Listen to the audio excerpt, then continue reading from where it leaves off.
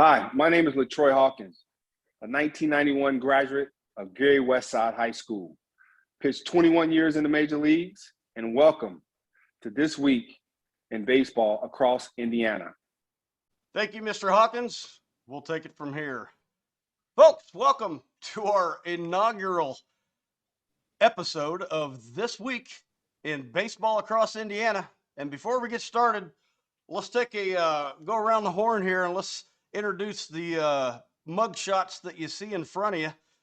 Just going from my top left, I guess it is. Let's go to Elkhart. Steve Krah. I think everybody in the state watching this show knows you, but for people living in a cave, tell us who you are, tell us what you do, and tell us a little something about going forward in baseball 2022. Steve Krah. I'm a sports writer for 35 years. The last 5, I've had a website called IndianaRBI.com. Try to tell the stories on baseball from all over the place. I'm having a blast with that. I'm a Ball State grad. I went to Northridge High School. I'm looking forward to telling stories. That's what I do. I'll tell you what, you sure have told a lot of stories. I think this year you surpassed 1,000 interviews. Is that right? That's right. I think the last count is 1080 now. Wow. So 80 Wow. in wow, that is amazing. Tell me how long did it take you to do that?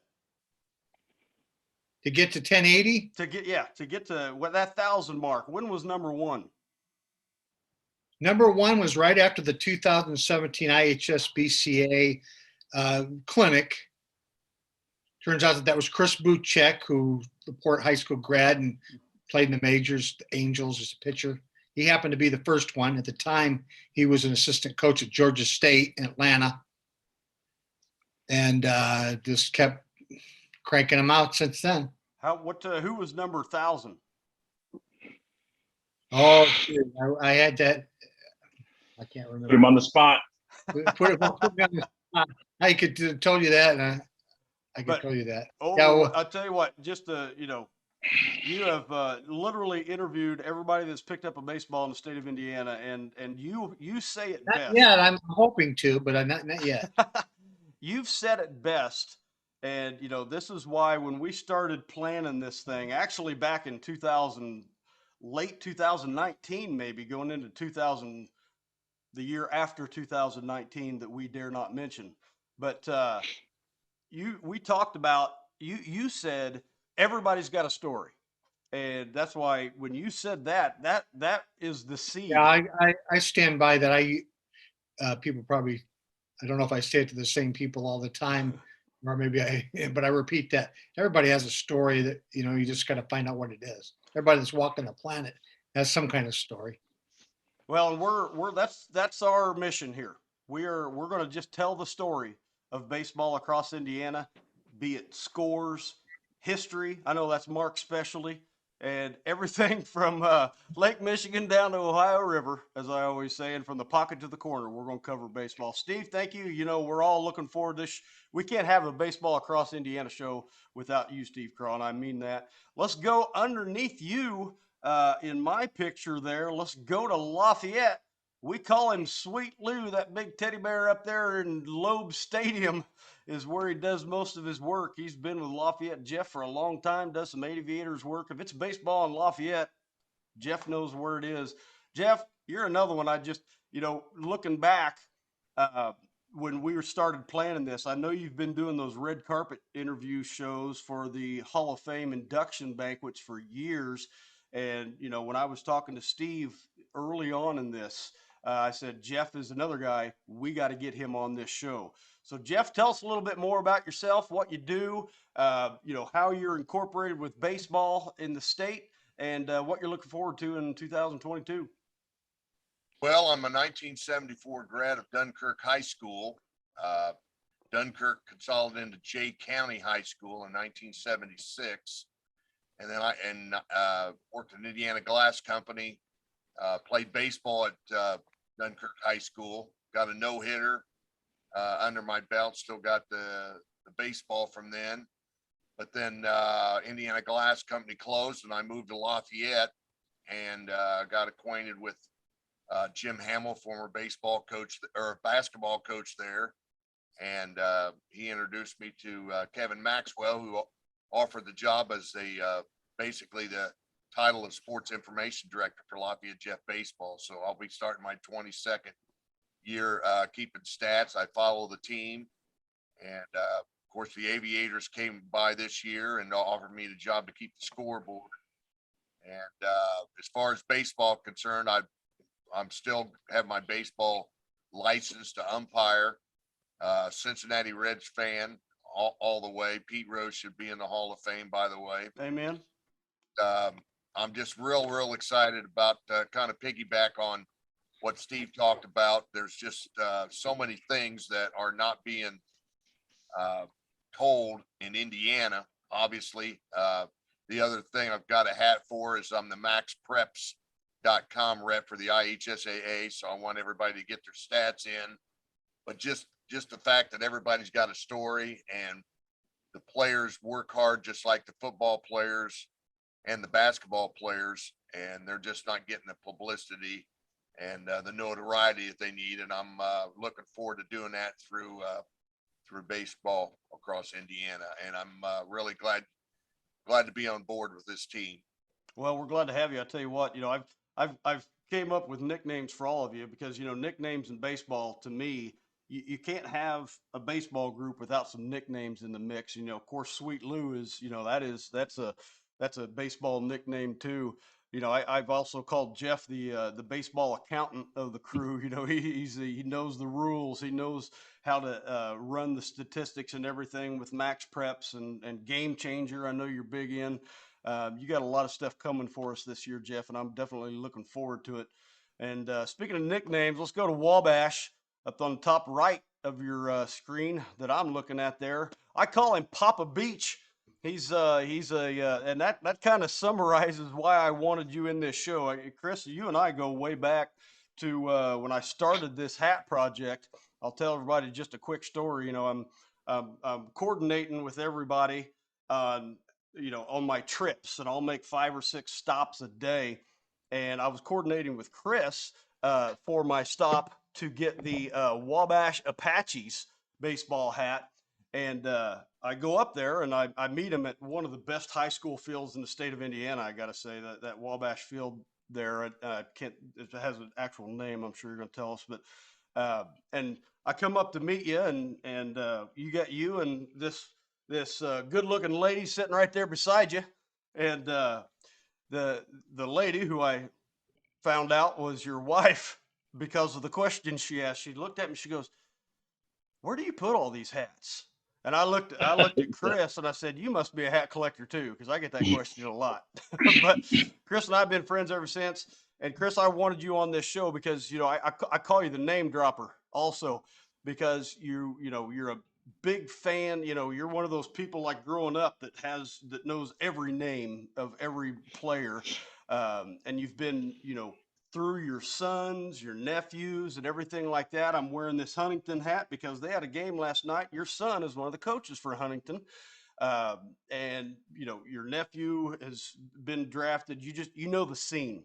And that's why I wanted you in the mix. Tell us a little bit more about yourself and what you're looking forward to in 2022. Name's Chris Beauchamp. I currently live in Wabash, originally from Boston, Massachusetts.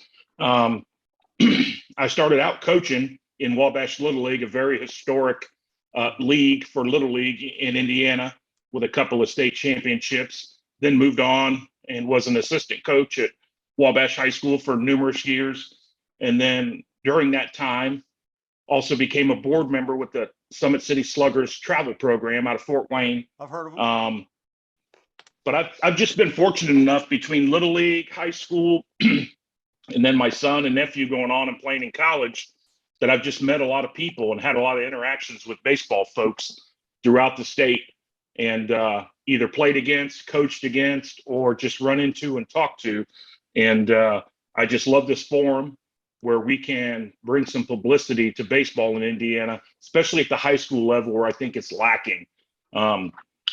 like Steve said, we have great coverage for basketball and football, but baseball is far behind, and we hope that this program we have is an avenue to shed a lot of light on the great baseball we have here in the state. Well, that we definitely do, and a lot of it comes from your area up there. I'm preaching to the choir, and one of the things, like you mentioned, the business of selling baseball is as old as baseball, and the business of covering baseball is even a more difficult gig than running a team. So we do have some great media outlets in Indiana, sports media outlets, and they do a great job. And our mission, like Chris said, we're going to fill in the gaps, and we're going to spread the gospel that Indiana is a baseball state also, for sure. So we talked about business. Let's go to Fort Wayne, a guy that knows a little something about baseball business, our resident coach of the outfit. We had to bring some reputability, some understanding of the game to the show. So I called Chris the name dropper, but there's a lot of reasons I wanted Mark Delagarza on our show here too. Number one, he's a well-known coach, instructor, runs the Summit City Sluggers, that training facility, who has Josh Van Meter and other pros come there regularly to train. And so, I mean, you're bringing a wealth of knowledge, and I like the one thing I like about this, before I pass it to you here, Mark, is I like that, we all love baseball, but we all come at it from different angles. You guys know my angle is like someone with ADD. I'm going all over the place, and you guys do a great job, especially you, Mark, in telling me to calm down and back away a little bit, and let's focus on things a little bit. And that's what a coach should do, and that's why we got you on here. Mark, tell us a little bit about your baseball past, Summit City Sluggers, and what you're looking forward to going forward here. Yeah, I'm Mark Delagarza. I run the City Sluggers out of Fort Wayne. We have 15 teams going into this year. I'm a retired auto worker. My passion has always been in coaching and instructing the younger kids. I've had the opportunity to coach at three different high schools and one college. And I've also scouted for the Minnesota Twins and the New York Mets. But I keep coming back to the younger kids. It's fun to watch them develop and grow and see them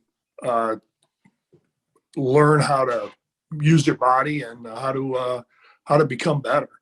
So, that's kind of where my passion is. I'm looking forward to this year is just like Chris said it a lot, it's just broadcasting more about baseball, especially the high school and the college levels that gets so overlooked, especially by the like newspapers and that type of media. I want to be able to let people know where games are being played and what time so they can go see them. I don't think enough people go out and watch baseball. And it's not because they don't want to, it's because they don't know where to go. They don't know what time games are. It's not public. Basketball and football, everybody knows that where they're at and what time they are, and it's not that way in baseball. So that's what I'm looking forward to. And then also giving the players some notoriety, the guys behind us that you normally don't hear about, and giving them some notoriety. Well, that's true, and I'll tell you what, the high school is one thing we're going to focus on. I think it's going to be a primary focus, like you were saying, but also, I got this Huntington hat on up there around you guys. We have got some great NCAA Division III, Division II, NAIA schools. We're going to, and Division I as well. We've got some of the best Division I coaches in the country, and Division III, Division II, NAIA. So we're going to promote that as well. We're going to go across the board. That brings us to me. I'm just the fan of the group. We've got Captain Krah here, I've called him. He's the encyclopedia of baseball.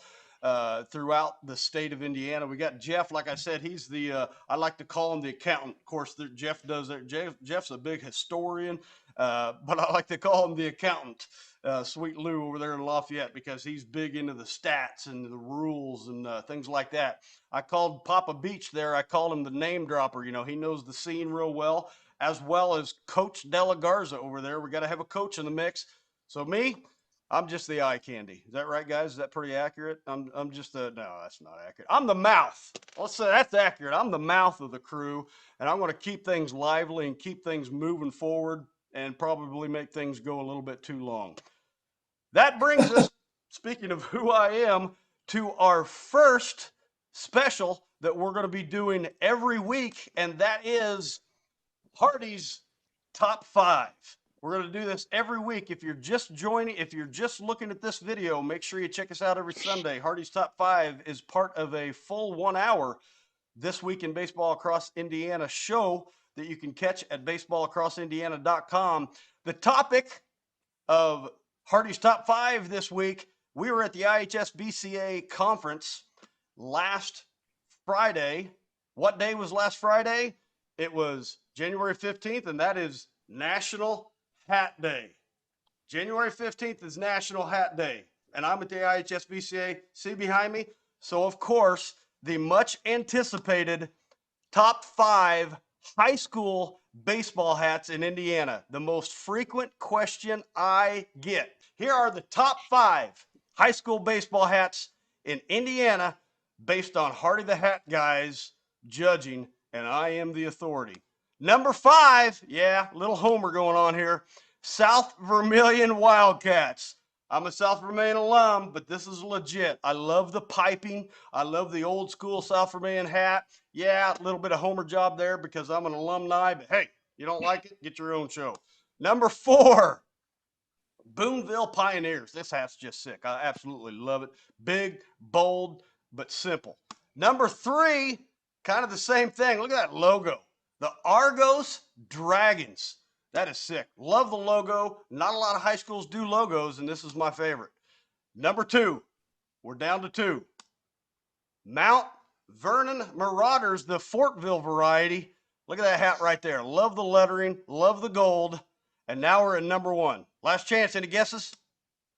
We got to tie at number 1 because there are 2 throwback hats that were issued in the last few years. Borden, normally called the Braves, issued their 1979, I think it was, throwback hat for when they were called the Berries for like a week. But their coach did a throwback, earns the top spot. And of course, Shelbyville, we normally call them the Golden Bears. They did a throwback hat to 1924 as the Purple Camels. There you go, the top 5 baseball hats in the state of Indiana, and that is this week's Hardy's Top 5. What do you think, fellas? Do you agree, not agree? There's a lot to choose from. There is a lot to choose from. We're going to let the debate begin. Okay, let's talk about our agenda here and what we're going to do. We had a little fun there for a second, but we are going to talk serious baseball. First thing, 2 questions. Where and who? What we're talking about is there has been a little bit of baseball start. Huntington, like I said, they had a game yesterday. But before we start going forward, this is our first episode. So what I'd like to do is just spend some time. We're going to go around the horn here again, and we're going to talk a little baseball history in Indiana. We're just going to tease you, though, and I'll tell you why here in a second.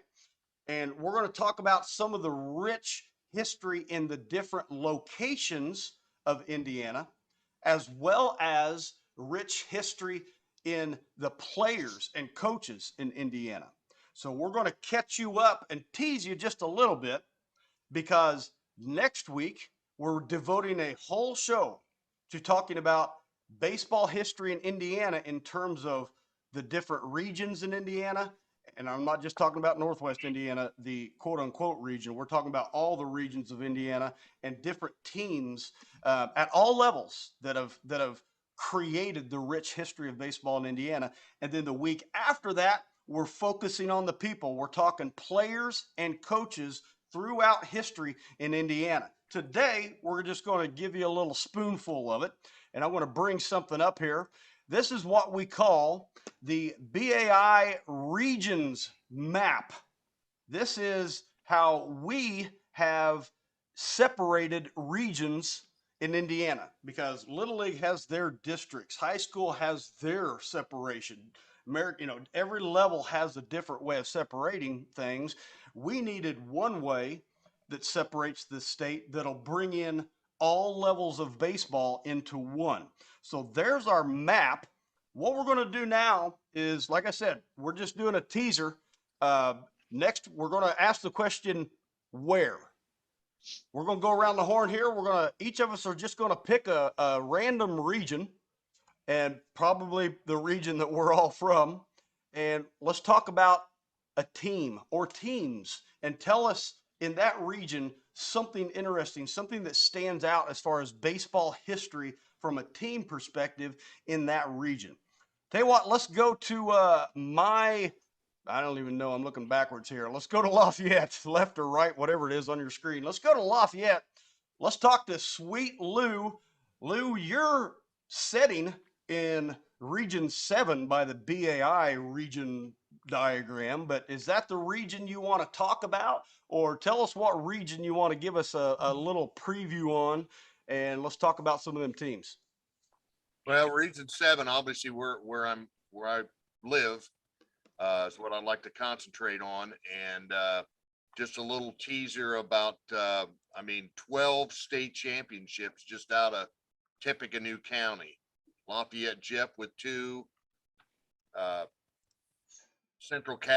Central Catholic, Tim Bourdonnais, 7 state championships, Harrison 1, and Jake Burton 2.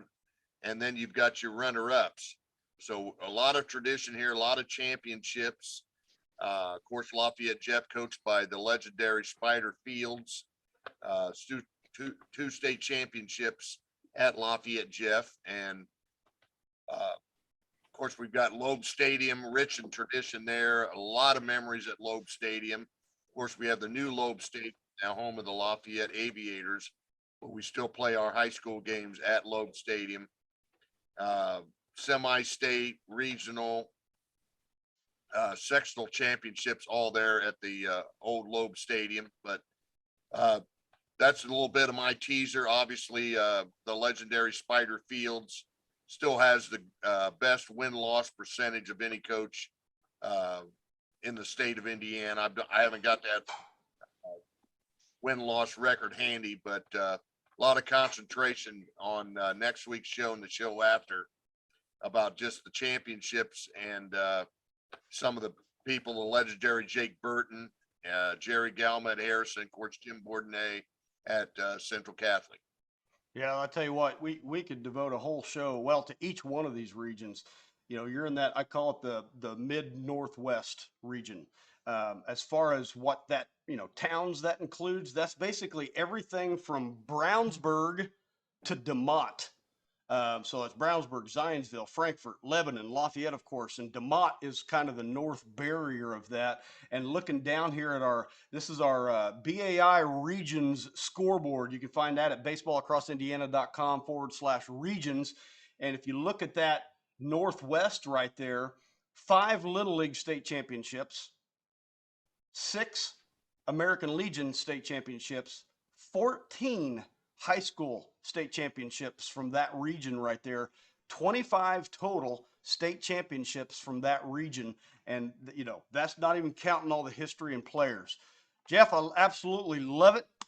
Let's go up to, let's go to Elkhart and let's talk to Steve Krah. Steve, you could write a book off the top of your head about every one of these regions.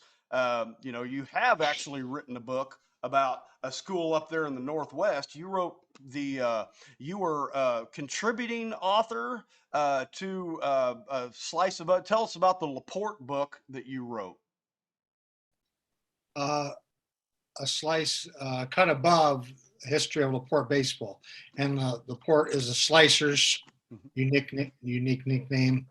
And they had the LaPorte Slicing Company was in town, and that's where they came up with that. Their colors were black and orange, and that's why the high school is that way. My zone, I kind of think of it as north central Indiana. I live in north central Indiana. There have been 15 state championships from this zone. The first state champion tournament was in '67, and fittingly, LaPorte won that. And I think that really put them on the map for sure with state championships. They've won 8 altogether. Penn has had 4. Elkhart Central, South Bend Clay, South Bend St. Joseph have won 1. So you go all the way from LaPorte in '67 to St. Joe in 2017. Had 7 runner-ups out of this area. The state game appearances are 20. State finals appearances, 30. Wow. You know, we play a 1-game state championship now. It used to be a Final Four, especially back in the class era. I wanted to, there's been 8 state titles at LaPorte. I wanted to focus on one team, and that's the 1987 national champions. They beat Evansville Central 4-1 that year. And they were named national champions by Collegiate Baseball newspaper, which some people out there may get that. It's published out of Tucson. Mike Hasselfelt was the winning pitcher in that championship game. George Bub Gale earned a save, and Mark Lockhart, he drove in 2 runs against the Bears. Ken Schreiber coached that team. The 8 state titles at LaPorte, Ken Schreiber has 7 of them.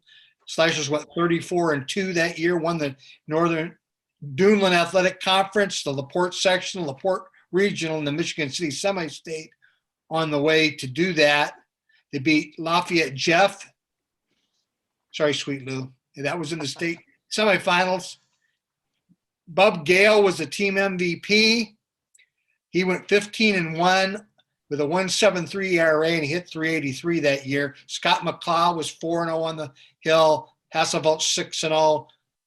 Tom Doman 5-1, and Ian Proven 4-0. So the port was something else. Schreiber used to like to get 2 really good pitchers and ride them. They were obviously very deep, and they got national recognition for that. Matter of fact, yeah, we could talk about that too. See, this is why you guys, you're going to have to rein me in, because I could make every one of these shows 5 hours long. So, Coach, I'm holding you to that. You've got my leash, Coach. But, you know, you were talking about LaPorte and that national championship. You know what's interesting? I was trying to find it. I had a graphic that I made a couple years back, because when you walk into LaPorte, there's a sign there, and you can tell me if the sign is still there and if my wording is wrong, but it says the baseball capital of Indiana. That's right. And as far as I know, it's still there. Yep. But, you know, this was this is the argument. I think this argument would be good for another day. Is there was an article written by the Indianapolis Star. It's probably been 5 years ago or so. And the title of the article is How Jasper Became the Capital of Baseball in Indiana. So a little debate there, I think, was worthy of bringing up in the future. Let's go to Fort Wayne there, Coach, since I brought you up earlier. You know, Fort Wayne, nah, they don't have any history. You know, it's, no baseball history in Fort Wayne, I say jokingly. It's one of the heartbeds and with the richest amount of history. You know, jokingly, I said earlier in the show that history is Mark's thing. That coach has been razzing me. You know, he's a coach guy. You know, he's a get it done. It's a stats. It's a form. It's this, and I'm here wanting to talk history and be stupid and do a Hardy's top 5 and stuff like that. And Coach was telling me that what was your quote, Coach? History's dumb or something like that, which I thought was hilarious. History sucks, but you know, it's ironic. Last night late, I was sitting here trying to think of a direction to go, and one of my coaches threw something out at me, and it just kind of flipped the light switch on and gave me a topic. And the topic in Fort Wayne that I have this morning is Memorial Stadium. Memorial Stadium was home to the Fort Wayne Wizards when the Fort Wayne Wizards first came on as a Twins affiliate in 1993. the stadium was built basically in the parking lot of War Memorial Coliseum on Coliseum Boulevard in Fort Wayne. And it stayed around until 2008. In 2008, the Wizards moved to downtown Fort Wayne, became the Tin Caps. And they they built that stadium. And it was, it's funny now because I seen the price. It was like $6 million to build the first. And, at that time, that was a lot of money. Now you probably couldn't even put seats in a stadium for $6 million. You make that a week in lessons, don't you? Yeah. But they tore the stadium down. And prior to that, they auctioned off everything that they could, that could be unbolted. The light poles, the flagpole, the scoreboard, the seats. They auctioned off the Fort Wayne Wizards mascot uniform. A buddy of mine bought it, and he actually put it on and drove home with it on. But the thing that got thrown at me last night, and I can quicken this up a little bit. Jared Parker, Fort Wayne, Norwell grad, first round pick in 2007. All right. 2008, they tore that stadium down, and he got the final win in that stadium's history.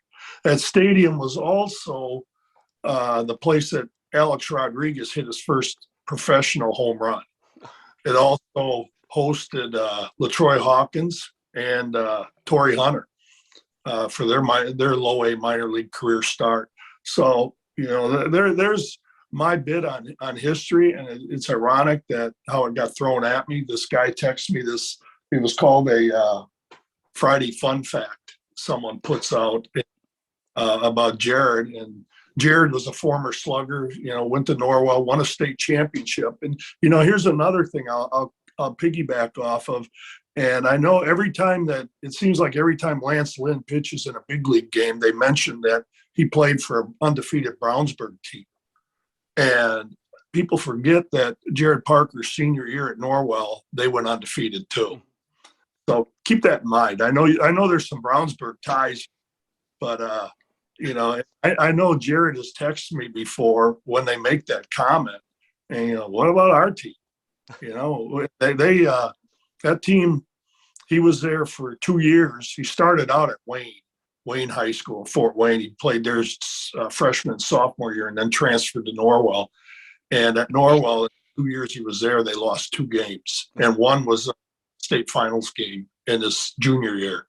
So they were there 2 years, had a good run. And, that's where I'm at on history. It doesn't go back very far, but it is some tidbits that I thought people would be interested in. Well, I tell you, there is that's a good teaser, because there is, one of the biggest history stories pertaining to baseball in the country comes out of Fort Wayne. Matter of fact, one of the biggest baseball history stories in the history of baseball actually comes out of Fort Wayne. We're going to get to that next week. But I tell you what, you mentioned Jared Parker there. Now that the Major League Baseball is still in lockout, knock on wood that they won't be, but let's get Jared Parker on the show. Let's get Lance Lynn on the show, and let's debate. Let's find out which one is actually better. I think it was the Indianapolis Star that made the claim that what was it, 2005 Brownsburg team that was 35-0. Steve, you might know, it's 2005. But it was up there at Loeb Stadium, the old Loeb Stadium. And that was Indianapolis Star called that team the best team in the history of high school baseball in the state of Indiana. A lot of room for debate on that one, for sure. A lot of room for debate. But, you talk to anybody from Brownsburg, or you talk to Coach O'Neill, who's now at Danville, you're not going to get him to say anything other than that Brownsburg team. That brings you to me.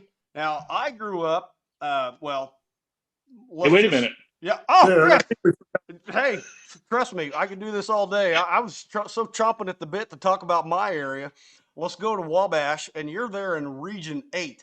I don't know if that's what you're going to talk about, but that includes, I want to give people the parameters of these. First of all, Mark that's what we call Region 11. It's Northeast, basically. It's everything from Decatur, Huntington, Warsaw, Fort Wayne, Auburn, Angola.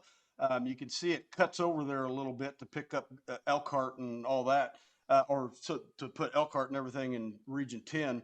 But Chris, you're there in Region 8. I call it the Mid-North Central. Real creative on the names, I know. Noblesville is from the south. Noblesville and Westfield are pretty much that south border. Then it moves north. You've got Lebanon.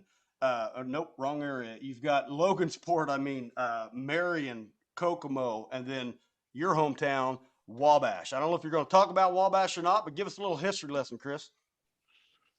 Actually, I'm going to talk about Logansport and my favorite mascot, probably in the state of Indiana, named the Berries. Yes. And Felix the Cat.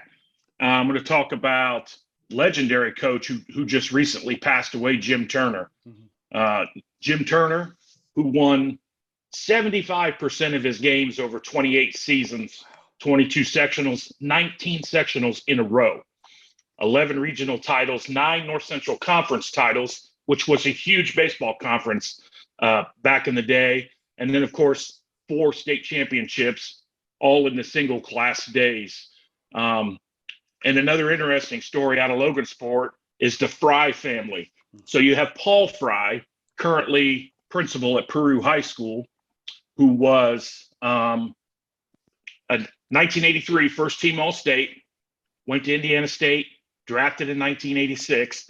Paul had 2 younger brothers, Dan Fry, Dennis Fry, both drafted out of high school by the Dodgers, but chose to go to Indiana State instead. Dan Fry drafted by the Reds in 92.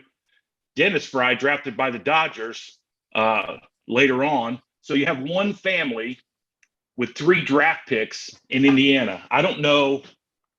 That's probably a record. All 3 guys were studs. Dan Fry is now the head coach at Logansport High School. Just a huge amount of history at Logansport High School. You look, and for a school their size, they have 10 draft picks. I don't know what the record is for Indiana, but 10's got to be up there with any other high school. Well, and those include right there in your. I think it's in the region you're talking about here. I'm going to bring it up here real quick. I believe that Logansport Logansport's right there in Region 8, and the other team in Region 8, Kokomo, has the most players that were, I'm trying to remember the stat. If it was most players, not necessarily drafted, but most players who have at least had a cup of coffee in the major leagues. So you got 2 of them right there in the same region. So, got 16 right there by my count in that region have had at least a cup of coffee. You got 3 people from that region who are in the Indiana Baseball Hall of Fame. So, I mean, yeah, that, and I'll tell you what, right there in your region, talking about high school fields, I mentioned your field earlier, Wabash, Logansport, arguably the number 1 high school stadium in the state. Oh, come on. If not, it's nice, but I don't know if it's that nice. Well, that's like it gets political at that point because it's the turf. It's a great place. It's a beautiful place. Their training complex is amazing. So yeah. So can I go now? I've been chomping at the bit, ready for it to be my turn. I guess. You go right ahead. I was born over here in what I label Region 4. That's West Central. That is everywhere. If you go east to west, it starts basically at Hendricks County. Plainfield, Avon, Danville does not include Brownsburg. Brownsburg's in Jeff's region there, Region 7. But you got Plainfield, Avon, Danville, and then it goes west. You got Crawfordsville's the north border. Terre Haute basically is the south border. I went to South Vermilion, and I'll tell you, there's just a ton of history from there as far as teams. One thing I want to highlight right here, if you can see this on the screen, West Central, 17 American Legion state titles. Now that's second only to the 28 that's in the Southwest, but most of those 17, they all tie together, belong to Wayne Newton, Terre Haute American Legion. coached by one of the best American Legion baseball families, really, in Indiana history. That's the Hayes family. It goes back to John Hayes, was one of the coaches there for the American Legion, dynasty. It's always, it's them, it's Rockport, it's Newburgh. I love American Legion baseball. Just a quick I noticed that we're going to have an American Legion baseball documentary. It's basically a full feature episode specifically and only on American Legion baseball in Indiana. That's coming up. It's going to be here in a few months. Be on the watch for that, because I'm a big fan of American Legion baseball. Matter of fact, if you look across the state, some of the great programs in the state, the Jasper, teams like that, South Spencer, all those state titles they have come from Rockport's American Legion team. Jasper, great American Legion program. Terre Haute, we could talk about players from Terre Haute area all day, and every single one of them played American Legion baseball. As far as players from that area, like I said, I could talk about it all day, but kind of putting things, tying in that American Legion theme, the first American Legion state title, there's not a great record on it, but it was an Indianapolis team. But then the second one was for Blandford. But before Little League was a thing, and I'm a big fan of Little League because that's where I peaked in Little League.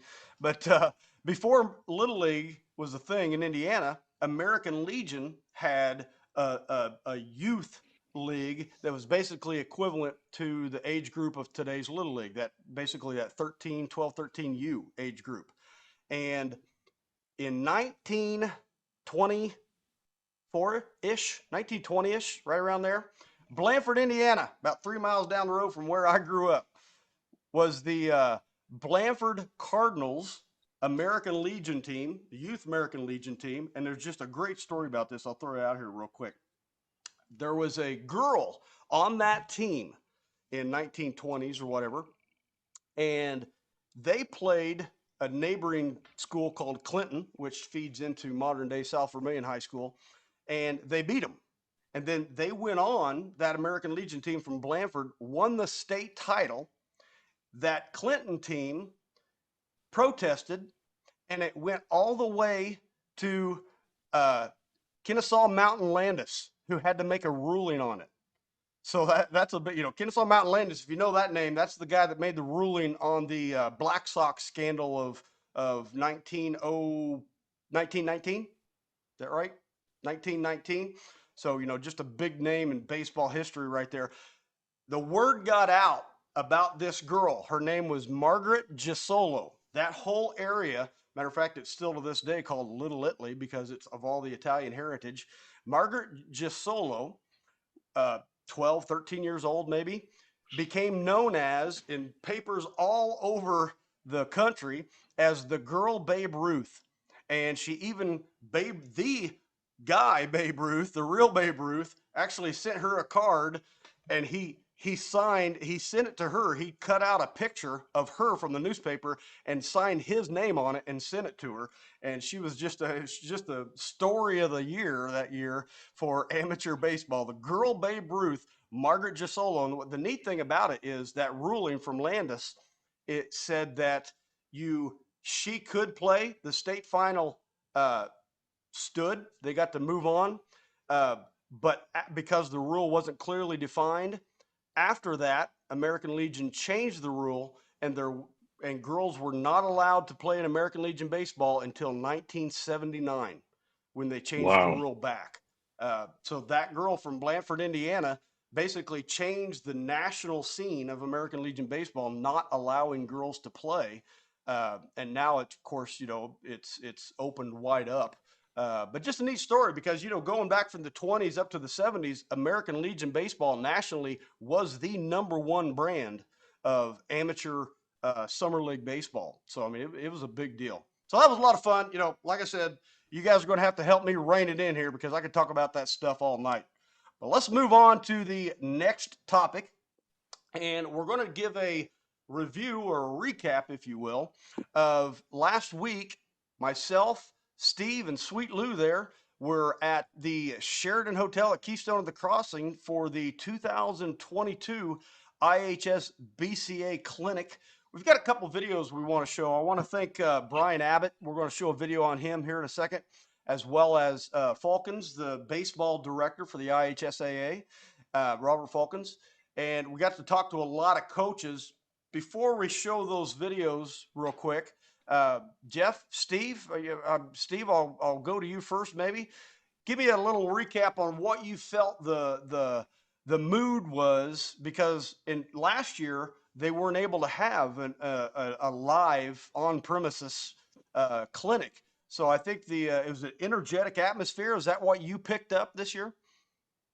Oh, absolutely. Everybody was glad that they could be in the same place and see their friends, talk about baseball. I was at the ABCA convention in Chicago the previous weekend, and they had to put that on virtual a year ago too, and they were so happy to see each other. So, yeah, that's the camaraderie and everything. That's what baseball coaches like to tell stories, share information, and they got to do that this year. And we were warmly welcomed with our, and they couldn't miss us with all their hats there at the top of the escalator.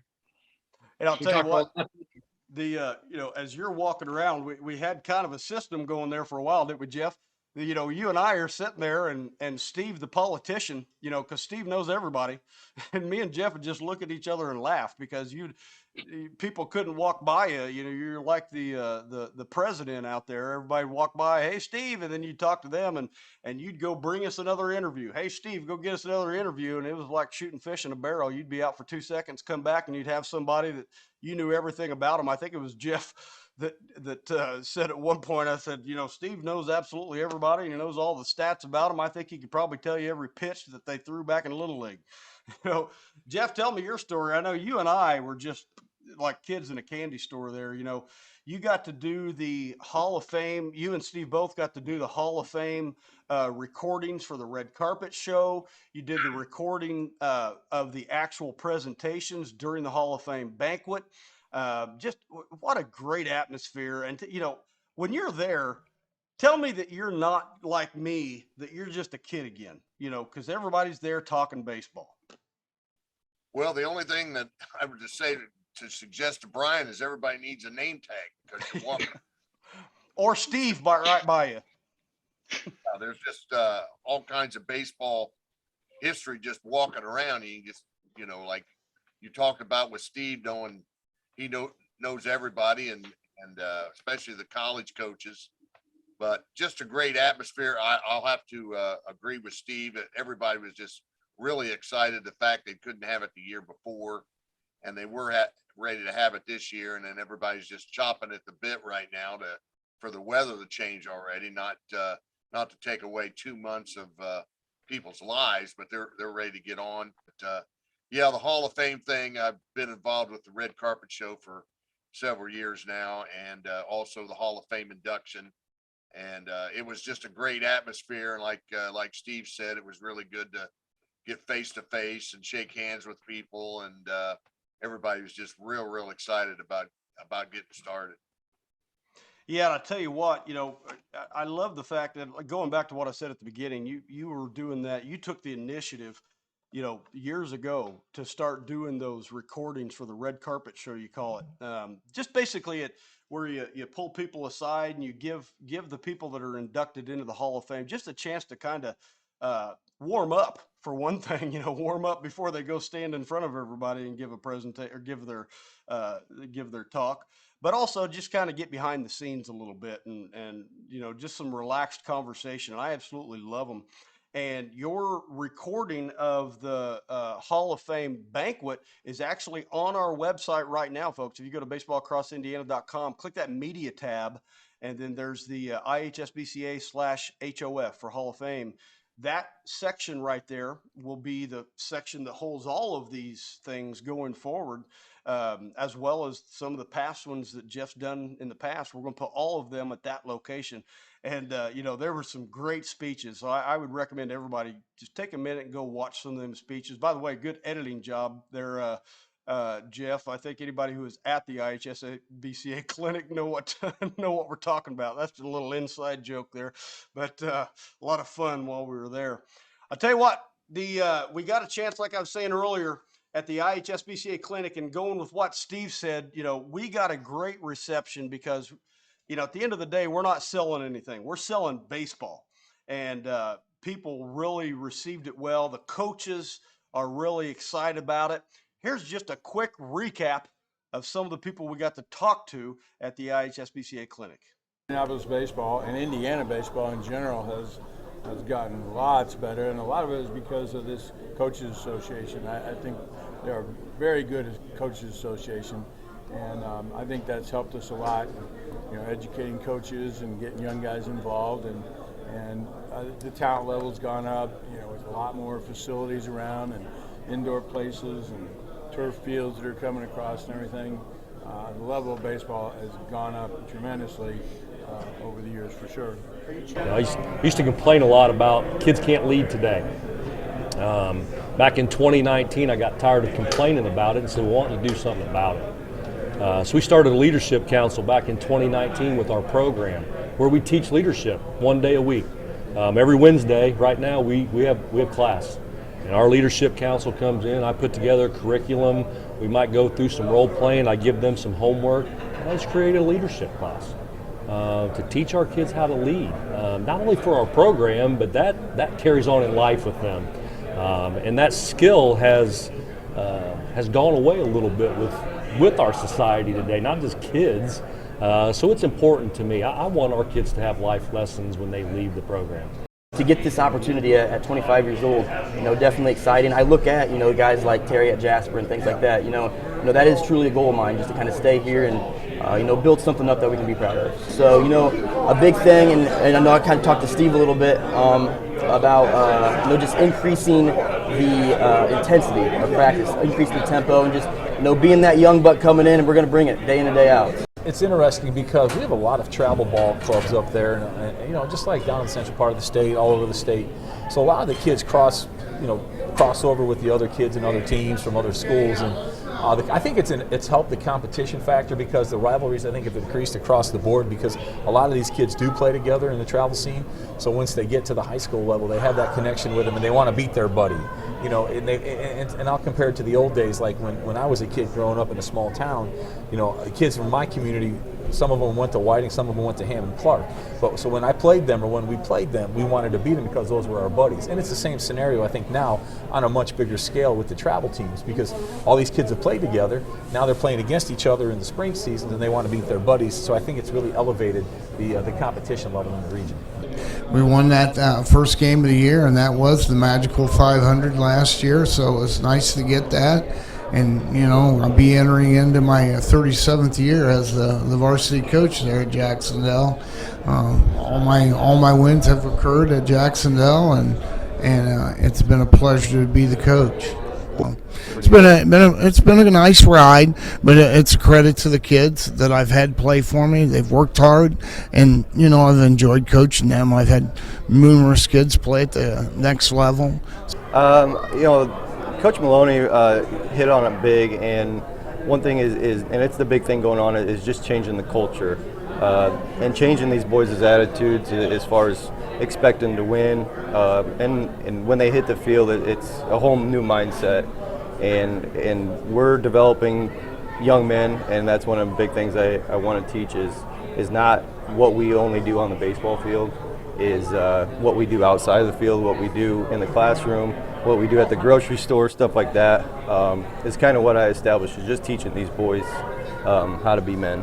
Yeah, you got to love them. I mean, we do. I mean, we hold them accountable, but we also love them, and I think our players know that. But it's just a day-to-day grind. You guys understand baseball. It's a day-to-day grind, and the more we talk about getting through it, the better off our kids will do. And experience pays dividends. So this year, senior dominated, went through some tough times. So hopefully this year, our roller coaster will be just like this, not like that was last year.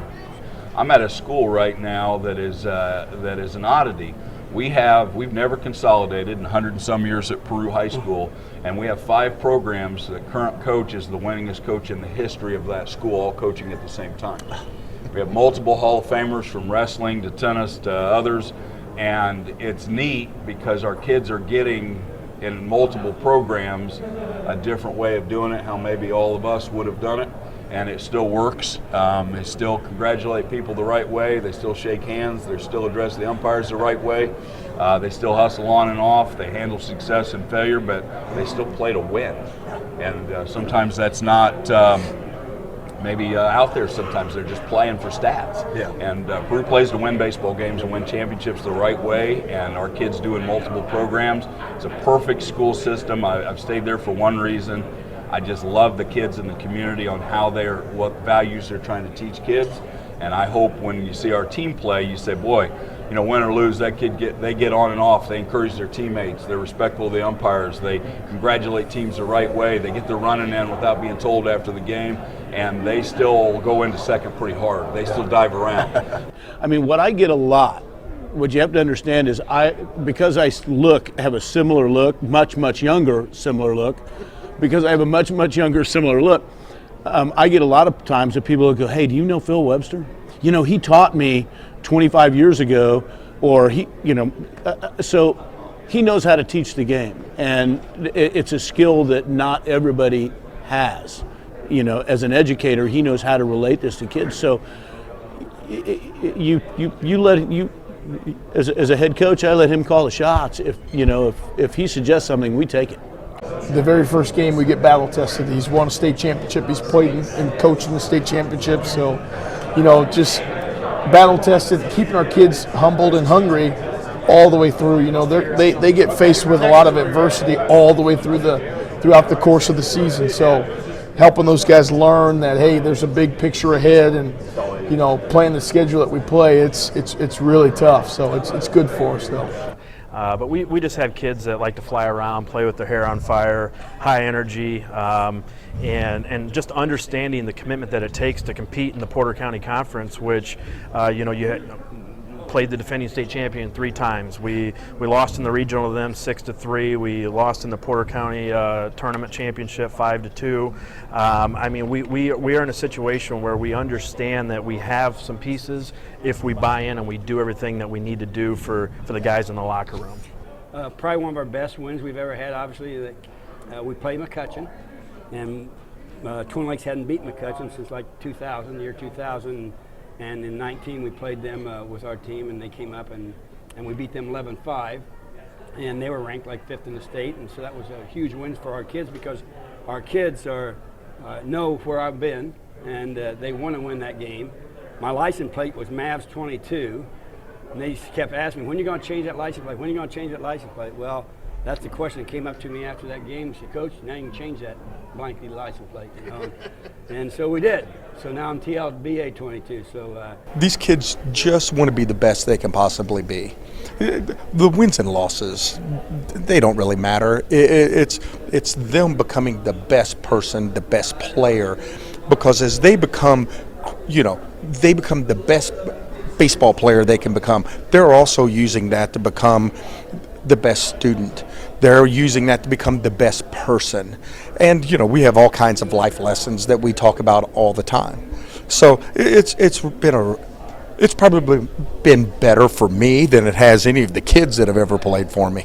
Well, that was a lot of fun, guys. I tell you what, I want to show a couple more real quick, just short segments, because Brian Abbott had a lot of great things to say, as well as Robert Faulkens, who is the baseball director for the IHSBCA. So let's take a second and let's listen to Brian Abbott. And one thing he's saying is something kind of that Steve hinted at as well, which is, you come to these clinics and yeah, there's a lot of X's and O's and things like that. But at the end of the day, it is I think anybody who's ever been to a training conference will say the same thing, any kind of training conference. And that is that the camaraderie and the things you learn from your colleagues across the state are just immeasurable, and it's all about the people. And that's one thing I want to highlight that Brian hits on really well. Let's take a listen. We just need to get people back together. You can hear the energy in the lobby tonight and just hear the guys talking, the camaraderie. I think that's something we've missed as a society lately, is the fact that we just haven't taken the time together, and safety has been a part of that. But it's just nice to get together. We want to educate our coaches. We want to network our coaches. We want to get them fired up for the season. We're all ready You know, it's middle of January already. In 2 months we'll be getting her going.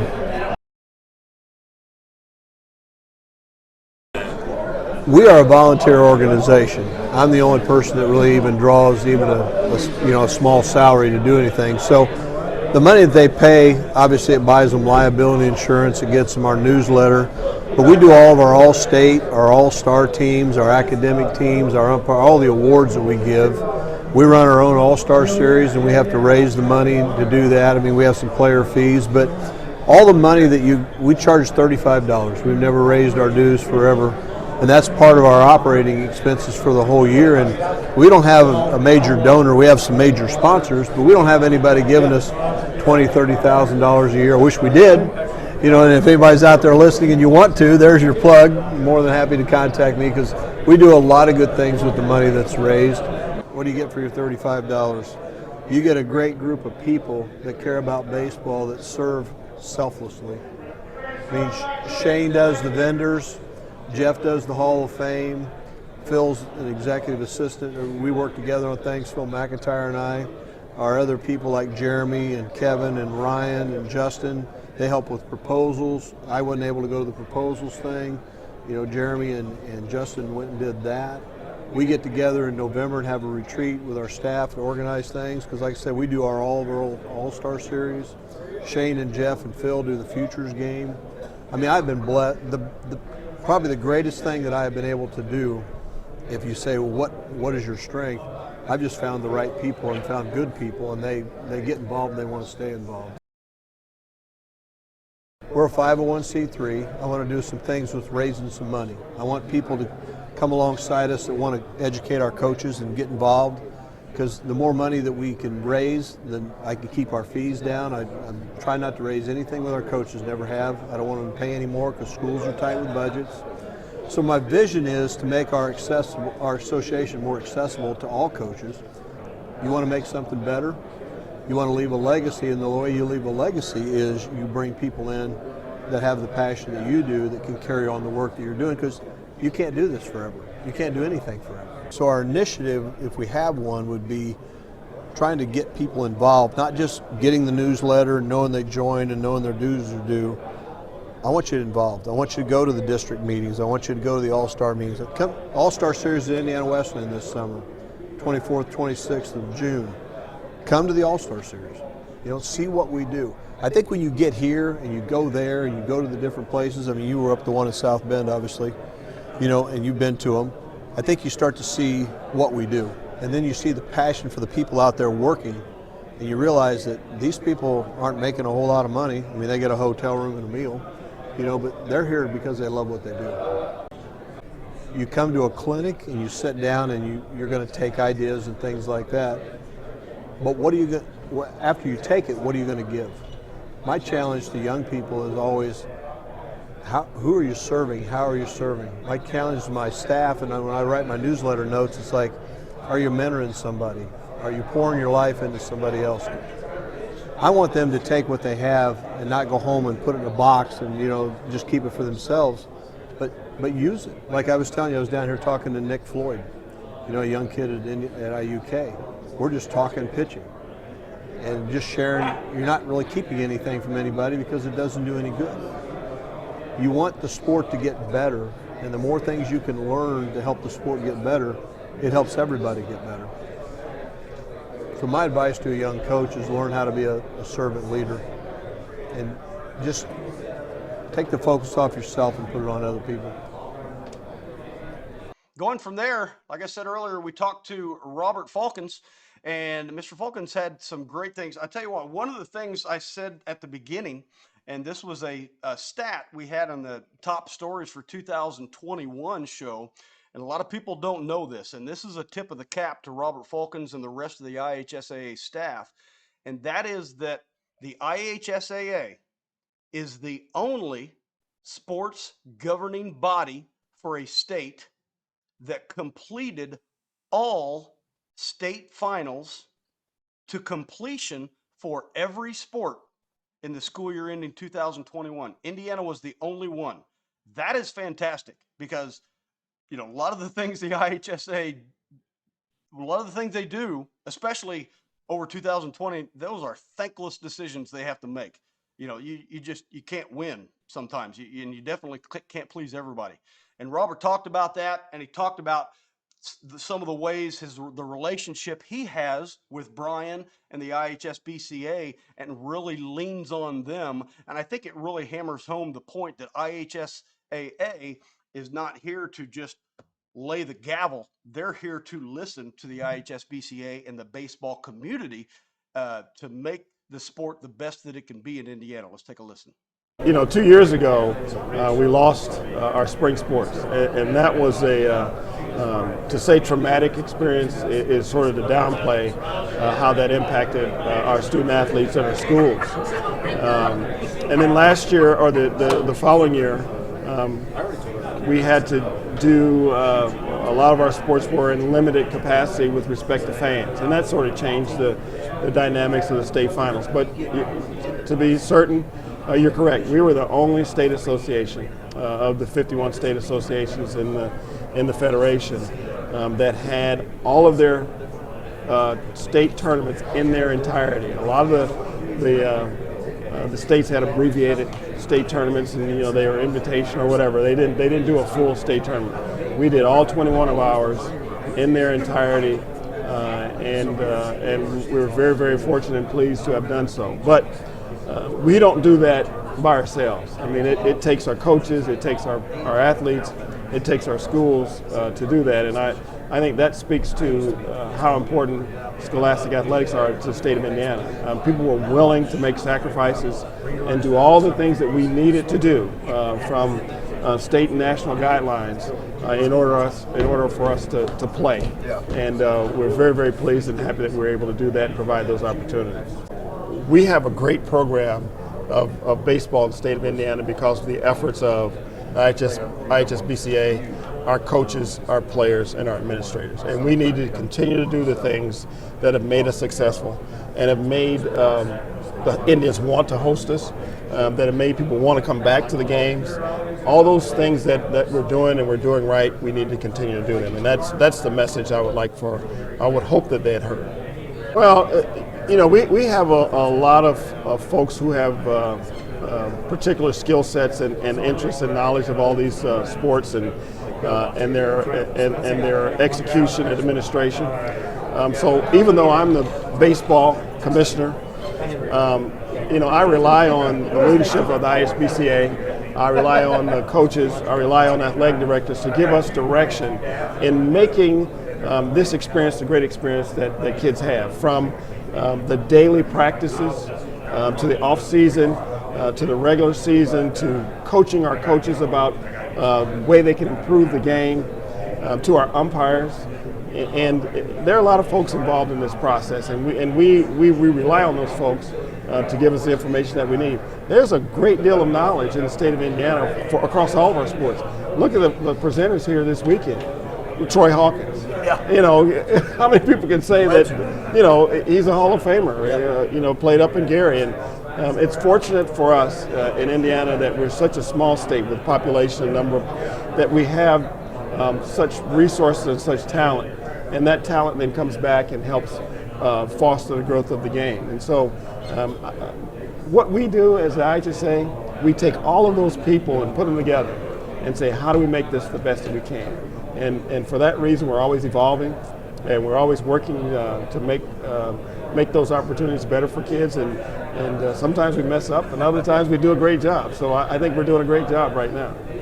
You know, in Indiana, we're very fortunate to have great partners at the professional level across all sports, and they recognize the importance of high school athletics and giving kids an opportunity to have those experiences.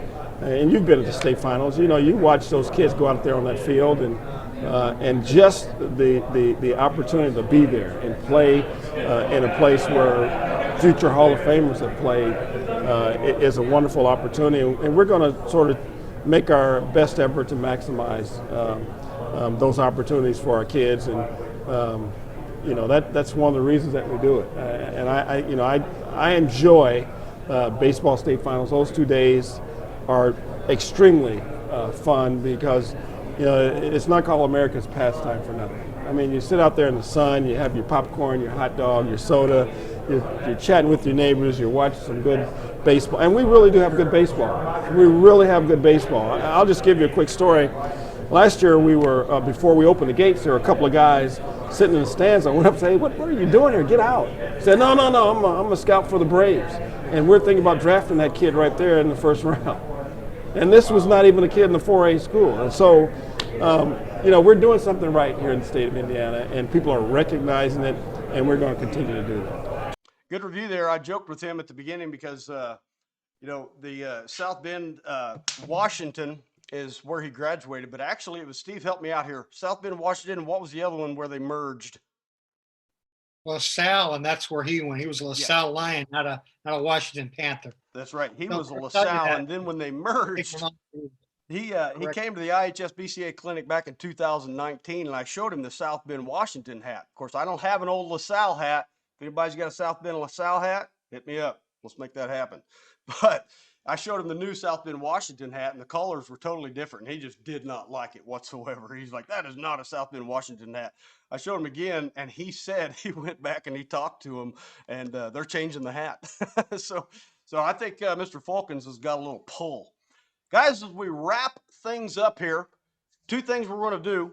First of all, just to kind of recap that preview of the history that we talked about earlier. Remember, the next two episodes of This Week in Baseball Across Indiana, which are going to be every Sunday night at 8 o'clock. You can find it on YouTube. You can find it on Facebook Live. But the easiest way, just go to baseballacrossindiana.com and you'll see the show. We gave a preview of the history. So let's talk about some of the big episodes that we have coming up. Today's our first episode that is going to air on January 23rd. This particular episode is pre-recorded, but going forward, every Sunday night at 8 o'clock, we're going to be live. The next episode, we're going to go into depth about the teams from each region at all levels. What teams from each region have created that rich history of baseball in Indiana. The week after that, February 6th, we're going to talk the same thing. We're going to go region to region, but now we're talking people. We're going to talk players and coaches from each region and start arguing. We're going to say which region has the richest history in Indiana. From there, February 13th is our first of many special preview shows that we're going to have in 2022. February 13th, we're covering the college scene. We're talking to coaches all over the state. We're talking to some people outside of Indiana to get their perspective on our teams in Indiana. We're going all over, and that's going to be our college season preview show, February 13th, again, 8 p.m. Eastern live. The week after, or a month after that, we'll have a few episodes between, but a month after that is another season preview show. We're going to talk about the pro ranks. We're going to talk about all the native Hoosiers in the bigs, as well as cover the minor league and affiliate pro teams here in Indiana. That is March 13th. And then the next one that we're March 30th is the one that I'm looking forward to. I'm looking forward to all these, of course, but March 30th is our high school season preview show. It's a can't miss, must watch. We've talked to coaches already all over the state. We've got a bunch more coming, and we're going to have all kinds of things lined up to give you, the fan, a rich view of baseball across Indiana in the high school scene for 2022. And if you're not a fan or a casual fan, we'll make you a fan by the end of the show. You got to make sure you tune in for these episodes, because we're going to make you a fan. We're going to give you all the details for each of these shows. Then throughout the season, we're going to have special preview shows for the IHSAA baseball tournament. We're going to have, depending on what college team makes each level of tournament, we'll have preview shows for that as well. We'll have semi-state and state final preview shows. We're going to cover American Legion, Little League, you name it. Like I said at the beginning, we're going from Lake Michigan to the Ohio River, and from the pocket to the corner. Everything baseball across Indiana every Sunday night at 8 p.m. Guys, before we do our final out, which is something we're going to end every show with every week, give me one more recap. what are you looking forward to in the baseball scene in 2022 this year? Which is kind of redundant. Jeff, let's go to you. I'm gonna put you on the spot. You're looking down. I caught you looking down. I'm like the teacher he's sitting there looking at his phone.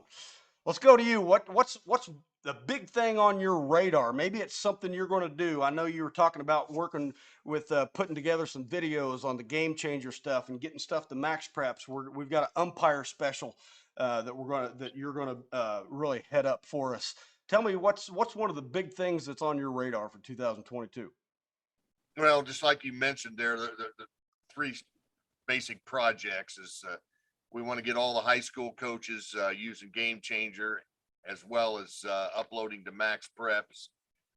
Going to be given a Player of the Week certificate and a Player of the Month certificate at the high school level and maybe at the college level.